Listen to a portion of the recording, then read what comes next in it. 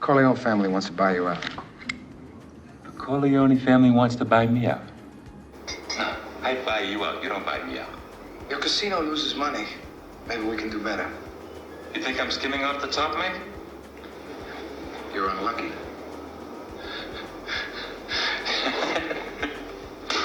You goddamn guineas really make me laugh. I do you a favor and take Freddie in when you're having a bad time, and then you try to push me out. Wait a minute. God father പോലുള്ള ഒരു classic Hollywood മൂവിയിൽ മലയാളി താരങ്ങളെ കാണുക എന്നുള്ളത് ഒട്ടുമിക്ക മലയാളികളുടെയും ആഗ്രഹമാണ്. അതാണ് ഈയിടെ നമുക്ക് ഒരു മലയാളി തന്നെ സാധ്യമാക്കി തന്നത്. അത് ഡീപ് ഫേക്ക് എന്ന് പറയുന്നൊരു ടെക്നോളജി യൂസ് ചെയ്തിട്ടാണ്. ഇന്ന് നമ്മൾ എന്താണ് ഡീപ് ഫേക്ക് ടെക്നോളജി, അതിൻ്റെ അപ്ലിക്കേഷൻസ് എന്തൊക്കെയാണ്, അതിൻ്റെ പ്രശ്നങ്ങൾ എന്തൊക്കെയാണ് എന്നീ കാര്യങ്ങളാണ് അനലൈസ് ചെയ്യാൻ പോകുന്നത്. ഇത് civil service exam, general studies paper 3, അതേപോലെ തന്നെ പ്രിലിംസിന് ഇമ്പോർട്ടൻ്റ് ആയിട്ടുള്ള ഒരു ടോപ്പിക്കാണ്. ഓക്കെ,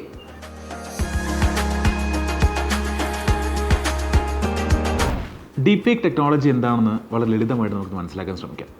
ഡീപ്പ് ഫേക്ക് അതൊന്ന് സ്പ്ലിറ്റ് ചെയ്ത് കഴിഞ്ഞാൽ നമുക്ക് ഡീപ്പ് എന്നും ഫേക്ക് എന്നും നമുക്ക് കണക്ട് ചെയ്ത് കിട്ടും. ഡീപ്പ് എന്ന് വെച്ച് കഴിഞ്ഞാൽ ഡീപ്പ് ലേണിംഗ്, ആർട്ടിഫിഷ്യൽ ഇൻ്റലിജൻസ് ഒരു പക്ഷേ നിങ്ങൾ കേട്ടിട്ടുണ്ടാവും, അതിൻ്റെ ഒരു പാർട്ടാണ് ഡീപ്പ് ലേണിംഗ്. രണ്ടാമത് fake, which means faking what we learned. രണ്ടും കൂടെ വീണ്ടും നമ്മൾ ചേർത്ത് വെച്ച് കഴിഞ്ഞാൽ നമുക്ക് സിമ്പിളായിട്ട് ഇതിനൊരു ഡെഫിനേഷൻ കൊടുക്കാൻ പറ്റും. Deep fakes R fake content in the form of videos, images or audio which are created using artificial intelligence. ഇത്രയും സിമ്പിളായിട്ട് ഡീപ്പ് ഫേക്ക് എന്താണെന്നുള്ള കാര്യം നമുക്ക് മനസ്സിലാക്കാം. അതായത് ഒരാളുടെ വീഡിയോ അല്ലെങ്കിൽ ഇമേജിൽ അവരുടെ പെർമിഷൻ ഇല്ലാതെ നമ്മൾ ആൾട്ടർ ചെയ്യുകയാണെങ്കിൽ നമുക്കതിന് ഡീപ്പ് ഫേക്ക് നമുക്ക് പറയാൻ പറ്റും. ഈയിടെ രാഷ്മിക മണ്ടാനയുടെ ഒരു ഡീപ്പ് ഫേക്ക് വീഡിയോ സർക്കുലേറ്റ് ചെയ്തിട്ടുണ്ടായിരുന്നു. അത് ആക്ച്വലി രാഷ്മിക മണ്ടാനി അല്ല, മറ്റൊരു ബ്രിട്ടീഷ് ഇന്ത്യൻ ഗേളുടെ ഫേസ് മോർഫ് ചെയ്തിട്ടാണ് രശ്മിക മന്ദാനയിൽ കാണിച്ചിരിക്കുന്നത്. ഇത് ആക്ച്വലി ഒരു ടെക്നോളജിയുടെ ഒരു മിസ്യൂസ് ആയിട്ട് നമുക്ക് കാണാൻ പറ്റുന്ന കാര്യമാണ്. ഇത് ഇന്ത്യൻ മാത്രമല്ല, ലോകത്ത് പല ഭാഗങ്ങളിലും ഇതുപോലെയുള്ള പല മിസ്യൂസ് നമുക്ക് കാണാൻ പറ്റുന്നുണ്ട്. മോർഫിംഗ്, ഫോട്ടോഷോപ്പൊക്കെ മുമ്പും ഉണ്ടായിരുന്നു. പക്ഷേ അന്ന് നമുക്കത് വ്യക്തമായിട്ട് ഈ ഒരു പെർട്ടിക്കുലർ ഇമേജ് അല്ലെങ്കിൽ വീഡിയോ മോർഫ്ഡ് ആണ്, ഫോട്ടോഷോപ്ഡ് ആണ് നമുക്ക് തിരിച്ചറിയാൻ പറ്റുമായിരുന്നു. പക്ഷേ ഇന്ന് ടെക്നോളജി നല്ല രീതിയിൽ ഇമ്പ്രൂവ് ചെയ്തപ്പം നമുക്കത് വേർതിരിച്ച് മനസ്സിലാക്കാൻ പറ്റാത്തൊരവസ്ഥയാണ് ഇന്ന്. അതുകൊണ്ടാണ് ഡീപ് ഫേക്ക് ടെക്നോളജി ഇന്ന് വളരെ പ്രോമിനൻ്റ് ആയിട്ട് പറയുന്നത്. ഇവിടെ യൂസ് ചെയ്തിട്ടുള്ള ടെക്നോളജി അഥവാ മെഷീൻ ലേണിംഗ് ടെക്നിക്കിനെ പറയുന്ന പേരാണ് ജനറേറ്റീവ് അഡ്വേഴ്സൽ നെറ്റ്വർക്ക്. ഇത് 2014 ഇയാൻ ഗുഡ്ഫെല്ലോ എന്ന് പറഞ്ഞിട്ടുള്ള ഒരു അമേരിക്കൻ സയൻറ്റിസ്റ്റാണ് ഇൻട്രൊഡ്യൂസ് ചെയ്യുന്നത്. ഇതിൽ വളരെ സിമ്പിളായിട്ട് പറയാം, 2 ടെക്നിക്കാണ് ഇതിൽ ഇൻവോൾവ് ചെയ്യുന്നത്, അല്ലെങ്കിൽ 2 നെറ്റ്വർക്ക് അല്ലെങ്കിൽ 2 അൽഗോരിതമാണ് ഇതിലുള്ളത്. One is called generative and other is called discriminator. ഇതിൽ ജനറേറ്റീവ് എന്ന് പറഞ്ഞ അൽഗോരിതമാണ് ഫേക്ക് കോണ്ടന്റിനെ ജനറേറ്റ് ചെയ്യുന്നത്. രണ്ടാമത് ഡിസ്ക്രിമിനേറ്റർ ഒരു ക്രിട്ടിക്കായിട്ട് ആക്ട് ചെയ്യും നമുക്ക് പറയാം. ഇത് എത്രമാത്രം ആ ഒരു റിയൽ കണ്ടൻറ്റിനെ ക്രിയേറ്റ് ചെയ്തിട്ടുണ്ട് എന്നുള്ള കാര്യം ചെക്ക് ചെയ്യാണ് ആക്ച്വലി ഡിസ്ക്രിമിനേറ്റ് ചെയ്യുന്നത്. അപ്പോൾ എപ്പോഴാണോ ഒരു റിയലിസ്റ്റിക് ആയിട്ട് ഡാറ്റ പ്രൊഡ്യൂസ് ചെയ്യുന്നത് അതുവരെ ഇതിങ്ങനെ ക്രിട്ടിസൈസ് ചെയ്തുകൊണ്ടിരിക്കും. അപ്പോൾ അങ്ങനെയാണ് ഒരു ഫൈനൽ ഔട്ട്പുട്ട് ആക്ച്വലി ഈ ഒരു ടെക്നോളജി ക്രിയേറ്റ് ചെയ്യുന്നത്. ഇപ്പോൾ ഡീപ് ഫേക്ക് ടെക്നോളജി എന്താണെന്ന് നിങ്ങൾക്ക് മനസ്സിലായിട്ടുണ്ടെങ്കിൽ അതിൻ്റെ അപ്ലിക്കേഷൻസ് വെറുതെ ഒന്ന് നിങ്ങൾ ആലോചിച്ചാൽ തന്നെ നിങ്ങൾക്ക് കിട്ടും. ഉദാഹരണത്തിന് ഈ ഡീപ് ഫേക്ക് ടെക്നോളജി ഉപയോഗിച്ചിട്ട് ക്രിയേറ്റീവ് ആയിട്ടുള്ള ആർട്ട് വർക്ക്സ് നമുക്ക് ക്രിയേറ്റ് ചെയ്യാൻ പറ്റും. അതുപോലെ തന്നെ ഫിലിംസിൽ ഡബ് ചെയ്യാൻ അല്ലെങ്കിൽ ഫോറിൻ ലാംഗ്വേജസ് ഡബ് ചെയ്യാൻ നമുക്ക് ഡീപ് ഫേക്ക് ടെക്നോളജി യൂസ് ചെയ്യാം. റീസെൻ്റ് ആയിട്ടാണ് സാംസങ്ങിൻ്റെ AI ലാബ് മൊണാലിസയ്ക്ക് ജീവൻ കൊടുത്തു എന്ന് പറഞ്ഞ വാർത്തയുണ്ടായിരുന്നു. അപ്പോൾ ഇതെല്ലാം ഡീപ് ഫേക്ക് ടെക്നോളജിയുടെ ഒരു അഡ്വാൻറ്റേജസ് ആണ്. അതുപോലെ തന്നെ ഇപ്പം മെഡിക്കൽ വിദ്യാർത്ഥികൾക്ക് പേഷ്യൻസിനെ പഠിക്കണം, വെർച്വൽ ആയിട്ടുള്ള ലൈക്ക് പേഷ്യൻസ് നമുക്ക് ക്രിയേറ്റ് ചെയ്യാൻ പറ്റും ഡീപ് ഫേക്ക് ടെക്നോളജി ഉപയോഗിച്ചിട്ട്. അതുപോലെ തന്നെ ഗെയിമിംഗ് എക്സ്പീരിയൻസ് നമുക്ക് കുറച്ചുകൂടെ ബെറ്റർ ആക്കാൻ പറ്റും. അപ്പോൾ ആ രീതിയിൽ ഡീപ് ഫേക്ക് ടെക്നോളജി പല രീതിയിൽ അപ്ലൈ ചെയ്യുമ്പോഴും കുറേ നെഗറ്റീവ്സ് നമ്മൾ നേരത്തെ പറഞ്ഞ പോലെ ഉണ്ട് എന്ന് നമുക്ക് കാണാൻ പറ്റും. ഇതിൽ മറ്റൊരു ചലഞ്ച് കൂടെ ഉണ്ട്, അതിനാണ് ലയേഴ്സ് ഡിവിഡൻഡ് എന്ന് പറയുന്നത്. അൺഡിസൈറബിൾ ആയിട്ട് ട്രൂത്ത് ഫേക്ക് ആണെന്ന് പറയുന്നതാണ് ലയേഴ്സ് ഡിവിഡൻഡ് എന്ന് പറയുന്നത്. അത് കുറച്ചുകൂടി സിമ്പിളായിട്ട് പറയാം, ഇപ്പോൾ ഏതെങ്കിലും ഒരു പൊളിറ്റീഷ്യൻ അല്ലെങ്കിൽ ഏതെങ്കിലും ഒരു പബ്ലിക് ഫിഗറിൻ്റെ ഒരു വീഡിയോ ലീക്കായെന്ന് കരുതുക, അത് കറപ്ഷൻ റിലേറ്റഡ് ആയിക്കോട്ടെ, വേറെ എന്തെങ്കിലും ആയിക്കോട്ടെ. അപ്പം അങ്ങനെ ഒരു ഇൻസ്റ്റൻസിൽ ഈ പൊളിറ്റീഷ്യൻ അല്ലെങ്കിൽ പബ്ലിക് ഫിഗർ ആദ്യം പറയുന്ന ഒരു റെസ്പോൺസ് എന്ന് പറയുന്നത് ഇത് ഡീപ് ഫേക്ക് ആണ് എന്നതായിരിക്കും. അതായത് റിയാലിറ്റിയെ ഫേക്ക് ചെയ്യാനുള്ള സാധ്യത ഇവിടെ ഉണ്ട് എന്നുള്ളതാണ്. You are fake news. Fake news. Fake news. Fake news. Fake news. It's all fake news. ഇതാണ് ലയേഴ്സ് ഡിവിഡൻഡ് എന്ന് പറയുന്നത്.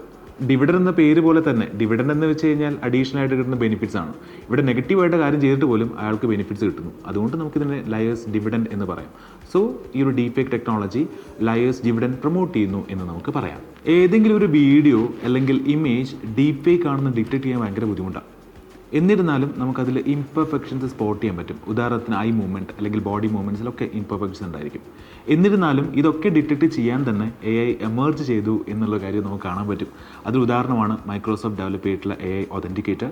അതേപോലെ 2022 ഇൻറ്റൽ ഡെവലപ്പ് ചെയ്തിട്ടുള്ള ഫേക്ക് കേച്ചർ എന്ന് പറഞ്ഞിട്ടുള്ള AI ടൂൾസ് എല്ലാം തന്നെ. അപ്പോൾ അതുകൊണ്ട് ഇതിന് ഡിറ്റക്റ്റ് ചെയ്യാനും ആർട്ടിഫിഷ്യൽ ഇൻ്റലിജൻസ് നമുക്ക് യൂസ് ചെയ്യാൻ പറ്റും. അൺഫോർച്ചുനേറ്റ്ലി ഇന്ത്യയിൽ ഡീപ് ഫേക്ക് ടെക്നോളജി റെഗുലേറ്റ് ചെയ്യാൻ വേണ്ടി സ്പെസിഫിക് ആയിട്ട് ലോസ് അല്ലെങ്കിൽ റെഗുലേഷൻസ് ഇല്ല. എന്നിരുന്നാലും എക്സിസ്റ്റിംഗ് ആയിട്ടുള്ള ചില പ്രൊവിഷൻസ് നമുക്ക് യൂസ് ചെയ്ത് ഇതിനെ നമുക്ക് സ്റ്റോപ്പ് ചെയ്യാനൊക്കെ പറ്റും. അതിന് ഉദാഹരണമാണ് IT Act 2000. IT Act 2000 ഒരു പ്രൊവിഷനാണ് സെക്ഷൻ 67 ആൻഡ് 67A. ഈ രണ്ട് സെക്ഷനിലും ഇൻഡിക്കേറ്റ് ചെയ്യുന്നത് സെക്ഷലി എക്സ്പ്ലിസിറ്റ് ആയിട്ടുള്ള കോണ്ടന്റ് സ്പ്രെഡ് ചെയ്യുന്നത് സ്റ്റോപ്പ് ചെയ്യാൻ വേണ്ടിയിട്ടാണ്. അതുപോലെ ഇന്ത്യൻ പീനൽ കോഡ് IPC 500 ഈ ഒരു ഡിഫമേഷൻ റെഗുലേറ്റ് ചെയ്യാൻ അല്ലെങ്കിൽ ഡിഫമേഷൻ പണിഷ് ചെയ്യുന്ന പ്രൊവിഷൻസ് നമുക്കതിൽ കാണാൻ പറ്റും. സോ എക്സിസ്റ്റിംഗ് ആയിട്ട് ലോസ് നമുക്ക് യൂസ് ചെയ്യാൻ പറ്റും. എന്നാലും നമുക്കൊരു സെപ്പറേറ്റ് ലെജിസ്ലേഷൻ വേണം എന്നുള്ളൊരു ആവശ്യം ചുറ്റും നമുക്ക് കാണാൻ പറ്റും.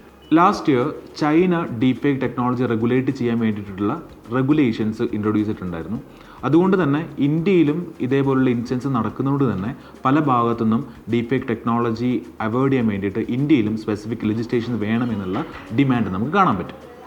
ഇതിൽ അറിഞ്ഞിരിക്കേണ്ട 5 കീ ടേക്ക് അവേസ് എന്ന് പറയുന്നത്: deepfake is a type of artificial intelligence used to create fake content. The technology employed here is called generative adversarial network, which consists of 2 algorithms, generative and discriminator. Certain AI tools like Microsoft AI Authenticator, Intel's Fake Catcher, etc. have been developed in order to detect deepfake. Deepfake technology is having applications in various fields such as art, entertainment, medical, and in education purposes. Currently, in India, there is no law or regulations in order to combat deepfake technology. Even though there are existing regulations in order to combat deepfake technology, specific laws or regulations are required to deal with deepfake technology as in China. Lead IAS, crafted by the toppers.